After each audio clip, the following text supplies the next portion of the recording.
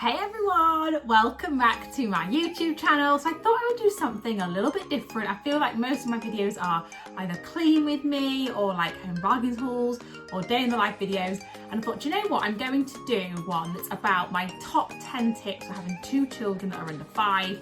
Obviously Sunny is 2 and Cece is 4.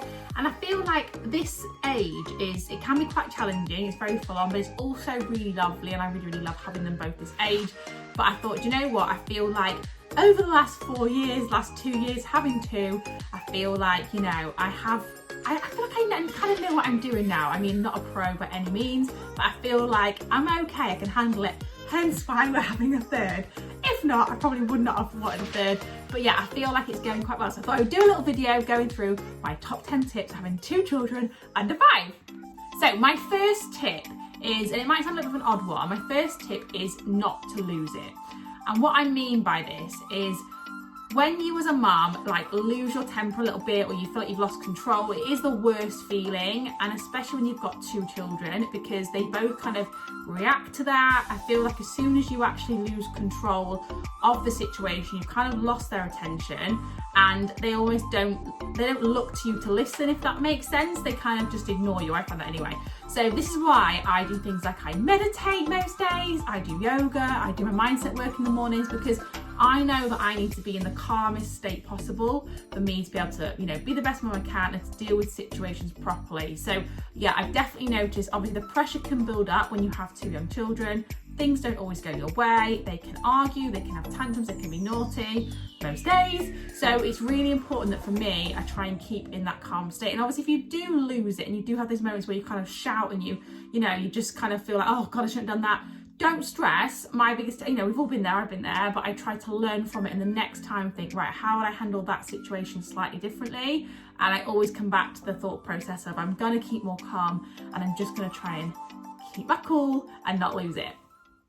Okay, tip number 2, and this is a hard one, is to try and split your time and affection equally. So this is really difficult when you first have your second child. I remember being really worried about this when I was pregnant with Sunny and thinking like, oh, how am I going to give Cece my attention? I have this new baby, particularly if you are like breastfeeding. Obviously you need to be the baby most times at night and stuff. I went from getting up with Cece in the night to obviously getting up with the baby and Adrian then taking over on Cece's part, and I just felt really bad. I felt like, oh, you know, it's going to ruin my relationship a little bit.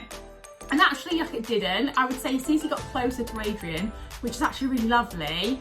But now that Sunny's older, more independent now, I try and make sure that I split my time and affection between them both. So, you know, depending on what stage they're going through. So if it's a stage where one of them's having more tantrums than the other, one of them kind of, I feel like they need my attention more. Obviously, I will try and like alter what we're doing and alter how I am to that child, but little things like now since she's getting older, I like to try and do things for just her. So I'm actually going to take her tomorrow to our midwife appointment, just me and Cece, so you can hear the baby's heartbeat and things. And I wouldn't take Sunny to that because he's not quite old enough, but I'm making it very clear to her that it's like a special thing that just me and her are doing. So yeah, if you can split your time, equally between both children, it just makes you feel much better about it. Okay, I'm back. Just had to run down the stairs to answer his question, and now I run back up the stairs because I'm pregnant. I actually get really out of breath, so hopefully this one I won't sound too out of breath. Okay, so tip number 3, this has been really important for me, particularly recently with being pregnant, is to try not to plan too much in one day. I think there's a fine balance when you've got multiple children between making sure both kids are entertained, you know, as much as possible in the day, and also not overdoing it. And I know I've definitely had days, and I still do it now, I'm still guilty of it, where I just plan too much and then they get overtired, particularly Sunny. He doesn't get his nap that he needs. I don't get like my work done if I'm, you know, doing obviously work from my phone, or I don't get the housework done, and then I feel stressed and it just becomes a bit of a nightmare. So I try and give myself like a few hours in a day at home where I know that Sunny will have a sleep, Cece will have some chill time, and I know that I can get some housework done or a bit of work whatever I need to do. So I think that is a big thing for me with having 2 children. I feel like sometimes I think I have to overdo it, do too much, and actually all that achieves is just me getting stressed and it's just not enjoyable. So yeah, big tip number 3 is don't plan too much in one day, and just kind of plan maybe one big thing you need to do that day, whether it's like swimming or playgroup or whatever it is. And then, you know, in the afternoon, if I want to take them out to the park, I will, but I won't over cram my day. Okay, tip number 4. This might sound like a weird one, but tip number 4 is to get a tumble dryer. I cannot tell you how much washing I do every week. It's only going to get more when this one comes along, but I just think having a tumble dryer, we spent quite a lot on our tumble dryer. It's a Miele one, so it was like £1,000, but I can't even explain to you how much it's worth the money, because anything can pretty much go in this tumble dryer. It's amazing. It just seems to dry them really well. It doesn't shrink the clothes. And before I had it, I would be obviously relying on like radiators, and obviously the costs of, gas electric these days. You don't want to rely on that. Or putting the clothes outside, which obviously when it's colder in the winter you can't really do. And having a tumble dryer, it just means I can do a load of washing every single day. And if they need something for the next day that's got dirty at nursery or whatever, or swimming stuff, if we're reusing it, if we go swimming multiple times, particularly in the holidays in the week, I can just quickly put it in the dryer. I know it's going to get dry. So having a tumble dryer is honestly a lifesaver. Okay, and tip number 5 is to always get 2 of everything. So I've learned the hard way when we've bought, like one of them something and they argue because the other one wants it. And even, where were we? We were in B&N, or in the range of the day, and Adrian picked up this windmill because Cece wanted it and was like, oh, I'm just going to get one for them to share. And I was like, are you crazy? Like, we can't just get one windmill. And Sonny started kicking off, started tantrums, and I was like, no. Like, if we're going to get one a windmill, we have to get the other a windmill. And I've just learned from that, like, that it makes life easier to not create arguments. Obviously, we don't want to spoil them. And big things like at Christmas, they got a big keyboard to share. Obviously, I'm not going to get them both one of those each. But, little things like at Easter, it's actually not even Easter yet, but I feel like it is already been Easter because I've brought all these stuff. But when I was getting ready for Easter, I bought, you probably might have seen on my Instagram, these little like glass bottles that got these Easter chick on with a little straw like a milk bottle. And they only had one in the shop, so I didn't get it, and then I went in a few weeks later and there was 2, so I got one each. So I just think if you get 2 of everything, it just it just stops the arguments, and it just means they're gonna get on and not argue about it, and it just makes your life so much easier.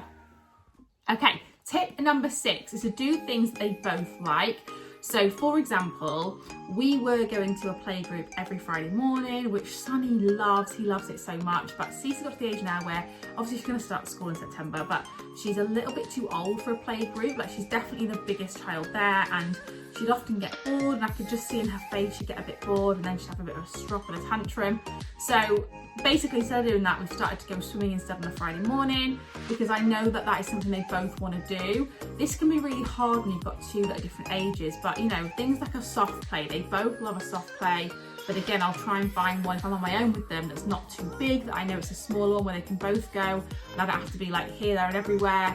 Or if you're going to like a swimming pool, make sure you can take both children. Obviously, I know a lot of pools you can only take 1, but I'm quite lucky I can take 2 to Virgin. So yeah, if you're going to do an activity, plan to do it something that they're both going to like, so that one's not going to be bored and they can both be really enjoying it. Okay, so tip number 7 is to encourage your eldest to set a good example to your youngest. I've just run downstairs again and I'm really out of breath. So what I mean by this is we often kind of ask Cece to, show Sunny how well she can eat her dinner, or show Sunny how well she can brush her teeth, or show Sunny how she puts her shoes on, all these things, because number 1, obviously it makes her feel really special, and it's kind of showing that she is older and she can do things that he can't, and she just feels really good about it. And number 2, it actually really encourages him to also do those things. And often, if I'm asking Sonny to do something and he's like, no, I won't do it, particularly things like brushing his teeth, if I then don't kind of ask him but just say, oh, look what Cece's doing, he's doing so well, he'll be like, I brush my teeth, and he wants to do it as well. So I really find that, getting your eldest to kind of help you set that good example, it just really helps them both feel special, and kind of he wants to please you and show you that he can do it, and she absolutely loves showing Sonny what she can do. Okay, so tip number 8 is to not compare your children. I think this is really important. This is where I think a lot of people struggle, and they make comparisons between the eldest and the youngest. They're doing things differently, and then people get frustrated, they worry. And the truth and the reality is every child is so different. They're going to develop differently, they're going to walk at different times, eat different food, they're going to be very, very different. And whether you've got, you know, like 2 children, 3, 4, however many, they are all going to be so different. So yeah, a big tip that I find really helps me is to try and not compare. The good thing is I actually really struggle to remember like the different milestones of Cece when she, like, you know, spoke and when she walked and all these kind of things, and how she was with food. I do struggle really to remember, so it's probably a good thing. I can't compare. But I even think if you've got one child, you know, comparing to other people's children as well, it can really kind of affect you and it can give you so much worry. So yeah, a big tip is don't compare your children. So I actually finished filming this vlog, was editing it, and then realised that it cut my tip number 9 off. Unbelievable. So I'm in a different jumper, but I thought I'd pop back on and just re-record tip number 9. So tip number 9 was to batch cook everything. And I have to be really honest, I actually don't do any of the cooking in our house. I'm really lucky. Adrian's an amazing cook. He loves cooking. He does all the cooking. I do everything else though, so don't feel too bad for him.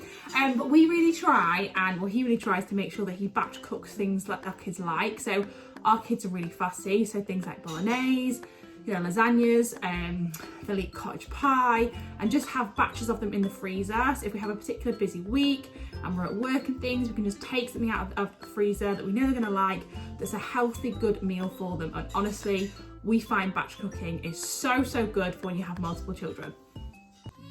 My final tip is probably the most important one, is to give yourself time and not to forget about you. I think when you have multiple children, you become your last priority.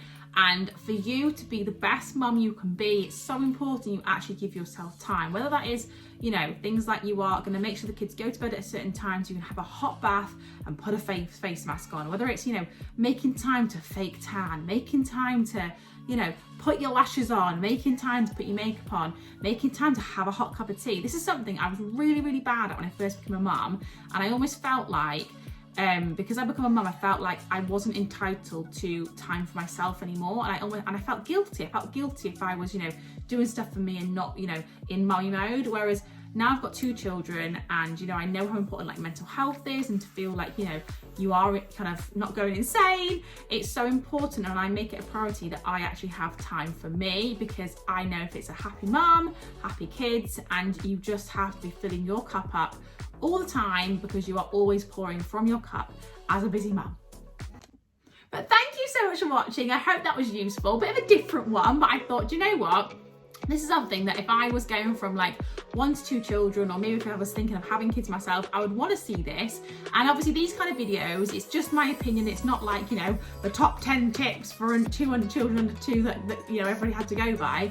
And for someone else, they might say different, but these are just things that, you know, for me, looking back on how life is now, how, you know, how we've kind of got here, things that I think are really, really important. And yeah, and I thought I'd pass them on to you all. So thank you for watching. If you are new to my channel, by the way, I am Ellie. Nice to meet you.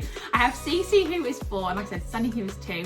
If you are new over here, I would love for you to become a regular viewer, hit the subscribe button, help us grow our channel, and then you get regular updates on when we post new videos. We tend to do 1 video a week, and like I said, it's a mixture. Mainly it's like cleaning videos, kind of, you know, home bargains, hauls, those kind of things, or day in the life videos, and every now and then I'll throw in something a little bit different like this one. But thanks so much for watching, and I will see you in my next one. Bye guys.